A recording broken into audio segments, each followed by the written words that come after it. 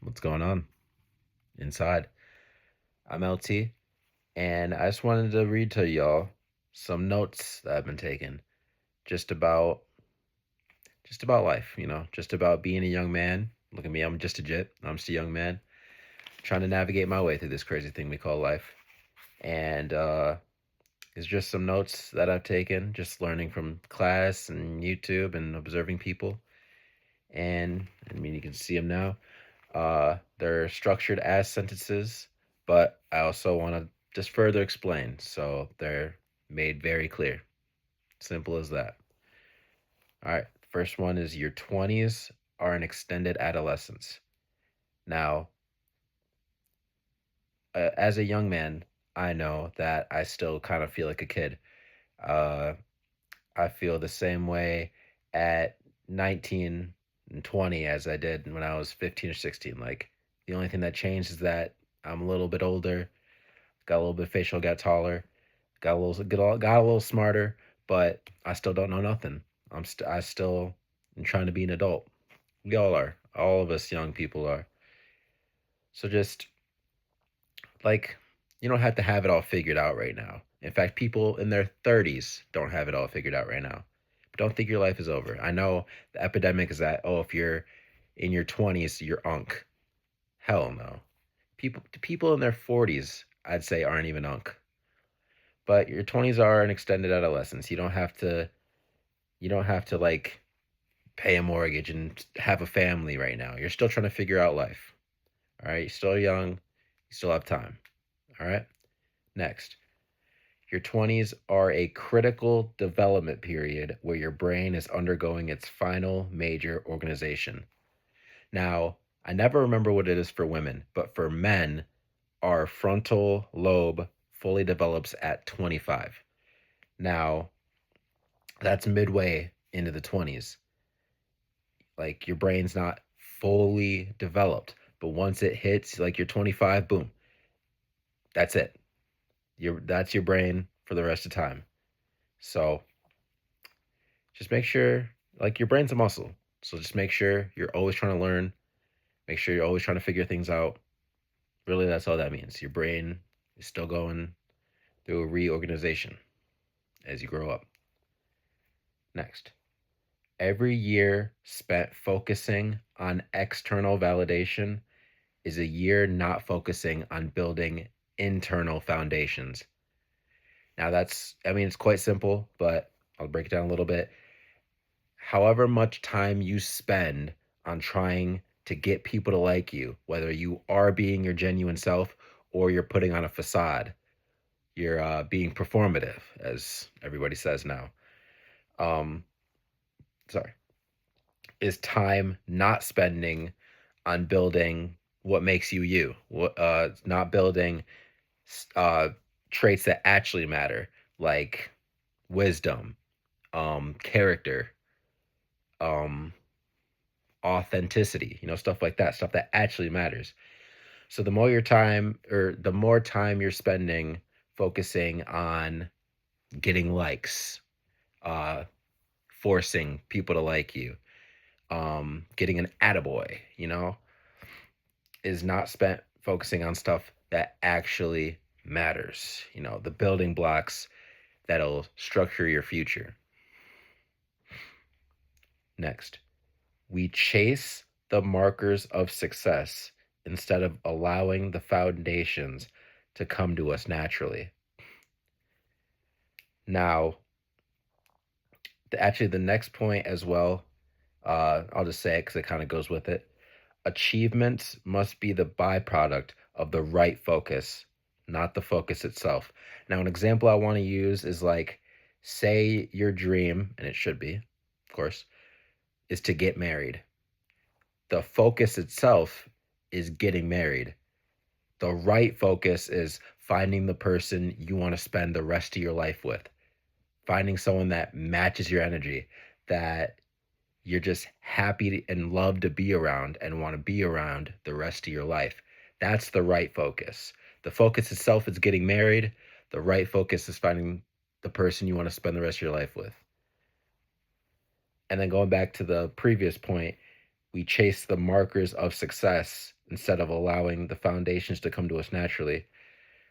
Again, we're like chasing getting married, but not thinking about like, oh, well, I have to go, you know, talk to girls, talk to guys, and find that person. We're already looking on to the goal, but we're not looking to the road that takes us there. The alternative approach is courage because it means making choices others don't understand or validate in the short term. An example would be like you're telling your parents that you've been looking at this house, you've been looking at this apartment, and they're telling you, oh, I don't really think it's a good idea. Like you shouldn't do that. Or how about this? You're telling your parents that you've been looking at this job and they're telling you like, oh, I don't know, I don't think you'll like it. I don't think you're qualified for. I think you'd be better off doing something else. But you go ahead and do it anyways because that's what you want to do. Now in the short term, they'll probably look at you like, dude, what are you thinking? What are you doing? But you will succeed because it's what you want to do. You stood up, you stood on business and had courage to go do it, and you ignored what other people said. It's kind of obvious, like when people just be hating, but they're not realizing the bigger picture. They're looking at it at the short term, like they just heard it and they're like, oh, I don't know about that, but they're not thinking that, oh my, like this could work out. So don't don't always listen to the hate. If you know what's good for you, go get it. Identify what genuinely matters to you versus what you've been taught should matter to you. This really just goes with what are your values, you watching. What matters to you? I know for me, uh, what matters to me is my family and friends, my mental health, and how I come off, my behavior, my attitude, my mantras. Like that stuff matters to me. And what are we told like should matter? Money, you know, how many girls you got, how many guys you got. Uh, some like that stuff doesn't really matter. Obviously, like money does matter, right? But I value how I'm doing in here. I value how my family's doing. I value my relationships. So that's what matters to me. So stick to what matters for you. Don't let people tell you what should matter. Tell yourself what matters and stick with that. Sorry. Here's a big one. Separate identity from outcomes. One F on a test doesn't mean you're stupid. One rejection from a girl doesn't mean you're unlovable. All right?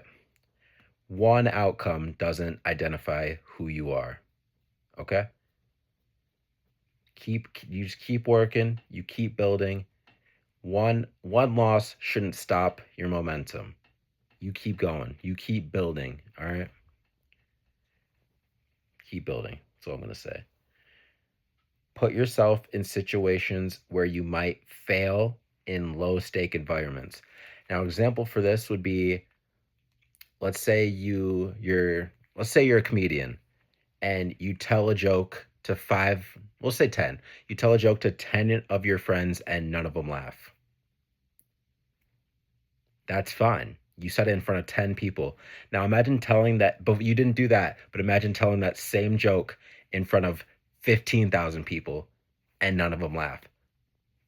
10,000 people is a lot more people than 10 people. So put yourself in situations where you fail in low stakes environments because it really doesn't matter in the end. Go get rejected by that one girl. All right? Don't try to talk to a group of girls and use that same shtick. All right? Get rejected by that one girl and you're like, okay, well, that didn't work. Let's go to the playbook. And then go. All right? Tell that shitty joke to 5 of your friends. You're like, okay, well, that didn't work. And then go tell a different one. If that one lands, boom. There you go. So fail in low stakes environments. Gain the ability to focus intensely on challenging tasks without distractions. This one's hard because we love doom scroll. We love doing something for 30 minutes to an hour and then watching YouTube or going on TikTok for 30 minutes. Do something in one sitting. You have that essay you got to write. You have that, you got that exam you got to study for. Set that limit. Oh, not even, no, screw that. Don't set a limit. You write that essay from start to finish and get it over with. All right, no distractions.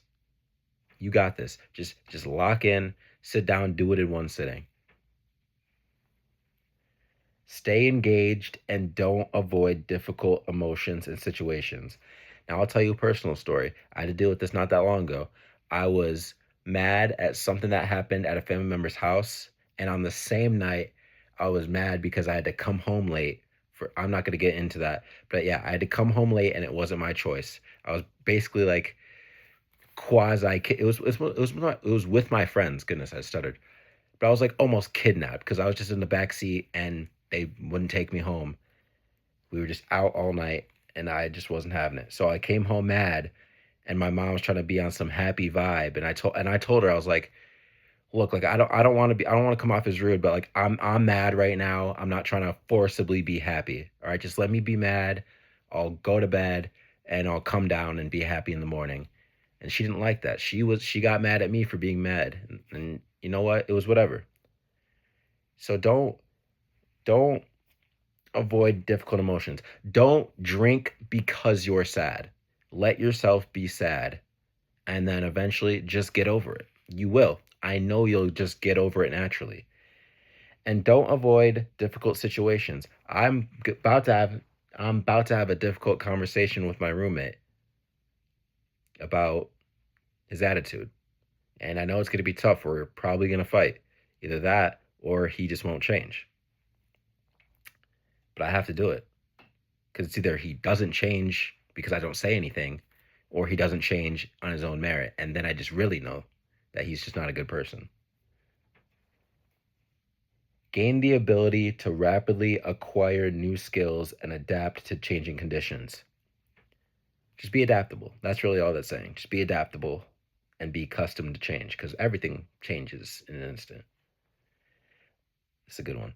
Eliminate inputs that create noise, comparison, or confusion in your life. Cut ties with people that treat you bad and don't make you feel good or that don't serve any use to you anymore. And also do that with things. Don't, and that was an example I used. Don't drink just because you're sad. Drinking, smoking, etc. just creates noise and confusion. It puts your mind out of your body and puts you in a state. No, don't do that. That's just not, it's just not helpful. So cut off ties with things that don't serve you or don't treat you well. Reduce low impact choices to free up mental energy for what matters. Don't focus too much on what am I going to wear? What am I going to say to that person? All right. Just let that be as is. Focus on what actually matters. Like, what kind of person do I want to be? What kind of day do I want to have? What are my goals? That's the stuff that actually matters. That's stuff you should be putting your mind to. Identify the daily process for your desired outcome. What do you want to be? What are your goals? Once you figure that out, then you decide, okay, what do I have to do to accomplish it? What can I fill my Monday to Sunday with to accomplish those goals? Sorry. And last but not least, if it goes with that, fall in love with the routine. Fall in love with being better every single day. Fall in love with accomplishing your goals. Fall in love with doing the things that help you accomplish your goals. Doing these videos is helping me with achieving my goal of being a better man. It's helping me achieve my goal of putting myself out there and recording these videos. So do the things that you need to do and fall in love with doing those things. All right? You see Snoop Dogg up there? That's all I got to say. All right? So thank you so much for watching. I hope you have a great day, night, whatever time you're watching. I love you. We'll probably be back outside, but I don't know. It's been real cold here. But peace.